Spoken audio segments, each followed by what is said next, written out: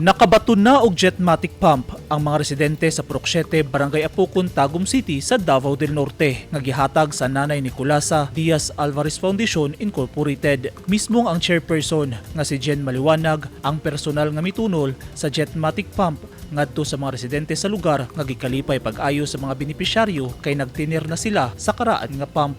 Nalipay sab pag-ayo ang 37 anyos nga si Argent Ilumba Roncales nga taga Purok 1B Velasco, Barangay Kanukotan, Tagum City, Davao del Norte. Diyang iyang nadawat ang bagong wheelchair nga gitunol ni Jen Maliwanag, ang chairperson sa Nanay Nicolasa Diaz Alvarez Foundation Incorporated.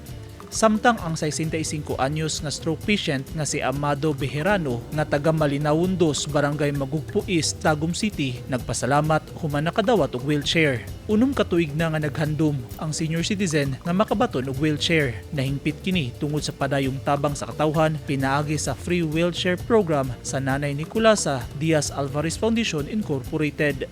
Samtang yadtong milabayng simana, 200 ka mga estudyante gikan sa F. de la Cruz P. Sagun Elementary School sa Barangay Mankilam, Tagum City ang nadugang isip grantees ubos sa Educational Assistance Program sa Nanay Nicolasa Diaz Alvarez Foundation Incorporated. Ang ceremonial awarding gipangunahan sa chairperson niini nga si Jen Maliwanag. Kuyog ang principal, PTA officials sa naisgutang eskwelahan, Barangay Kagawad sa Mankilam ug uban pang opisyal sa foundation. Gikalipay sa mga ginikanan nga nabayran na ang ilang yearly contribution sa ilang mga anak sa eskwelahan. Tumong sa inisyatibo nga mahimong katambayayong sa pagkat-on sa kabataan.